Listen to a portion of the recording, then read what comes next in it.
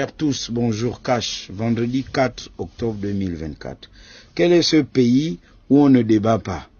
Les gens ne se retrouvent pas autour des débats à la télévision nationale. Créer les débats, inviter les nous autres, inviter les écrivains, les hommes de culture, le Gabonais lambda, un retraité. Créer les débats parce que là, on est en train de s'abrutir au fur et à mesure que le pays, les jours que le pays avance ou recule, que les jours passent, on s'abrutit.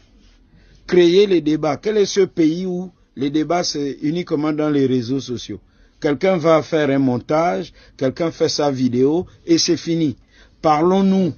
Parce que lorsqu'on va se retrouver assis, face to face comme on dit, vous êtes sur un plateau de télévision, vous êtes 4 ou 5, ce sont les Gabonais qui vont dire « Oh, celui-là, il sait parler ». Pas simplement parler pour parler, mais il a des arguments et ce qu'il dit est sensé et sage. Parce que si tu viens parler juste pour parler, tu allumes ton téléphone ou ton ordinateur, tu viens parler, tu insultes les gens, tu dis tout et n'importe quoi. On n'a jamais dit qu'on est contre les étrangers au Gabon. On n'a jamais dit qu'on est contre les sans-mêlés, les gens qui sont nés d'un parent étranger comme moi. On n'a pas dit ça. On a dit pour le moment, on verrouille. Et moi, je suis pour ça. C'est-à-dire que ce que nous avons vécu avec M. Ali Bongo est excessivement grave. C'est-à-dire qu'il a fait venir à la tête du Gabon des gens qu'on ne connaissait pas, ni d'Adam ni d'Ève, et qui se sont mis à gérer le Gabon. J'entends les gens dire « Oh, Chamberlain, tu soutiens ça. Donc, tes enfants ou toi, enfin, vous ne pouvez être président de la République. » Enfin, est-ce que c'est de cela dont il est question? Oligui Nguema peut être là 1 mandat, 2 mandats.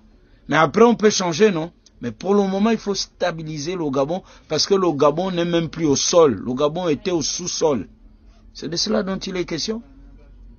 Est-ce que vous connaissez, citez-moi le nom d'un Gabonais qu'Ali Bongo a rendu plus riche que Mexan Akromesi?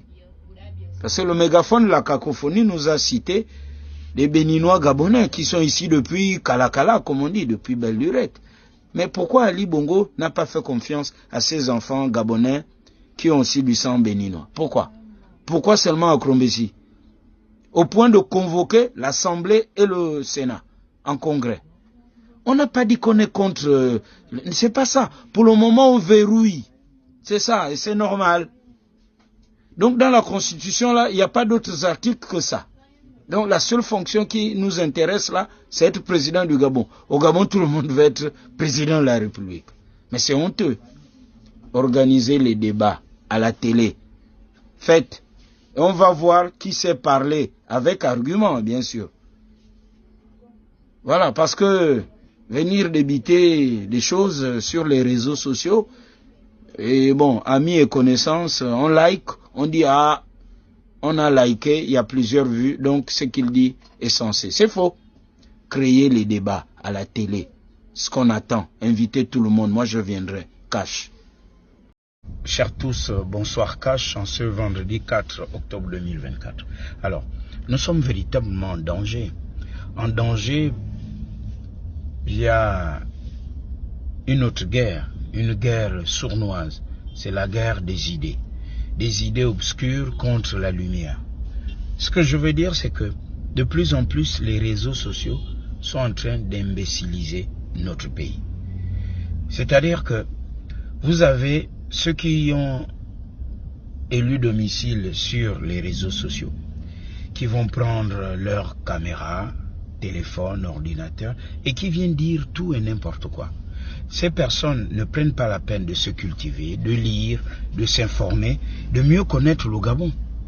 Elles vont venir dire des choses sur la base de « on a dit » ou « un tel a dit », sans vérifier. Dans un pays où les médias publics ont démissionné, parce qu'il n'y a pas de débat, il n'y a pas de rendez-vous. Et ces personnes-là, si on les invitait à la télévision ou à la radio, on dit, écoutez, nous allons parler d'un sujet lié à l'économie, au social, à l'habitat, à la culture, les sujets d'intérêt commun, quoi, qui concernent notre vivre ensemble. Vous allez constater que ces gars-là, mais alors là, sont sous-alimentés. Ces personnes, gars ou filles, souffrent de ce qu'on va appeler la malnutrition d'esprit, intellectuel, tout ce que vous voulez. ces personnes font quoi souvent? Et vous allez publier un sujet sérieux. Eh bien, ces personnes prennent un extrait de votre sujet et vont taguer, on va commencer à dire rigolo, imbécile, tout un tas de trucs. La personne qui n'est pas d'accord avec vous, au lieu de vous opposer des arguments, elle va vous opposer son éducation mal orientée. Et que faut-il faire alors? Il est plus qu'urgent qu'au même moment, on fait les routes en béton. On a des projets pour les maisons, les bâtiments, les immeubles. Il faut obligatoirement et urgemment qu'on bétonne aussi l'esprit de certaines personnes. C'est-à-dire il faut viabiliser les routes. Il y a des personnes qui sont inondées, enfin, leur imagination est inondée, il y a des éboulements, il y a... Enfin, c'est un peu comme vous voyez, il y a des nids de poules. Il y a des gens qui ont, excusez-moi, c'est pas une injure, des cerveaux comme ça. Donc vous pouvez discuter avec cette personne. C'est comme si vous vous engagez dans un bourbier.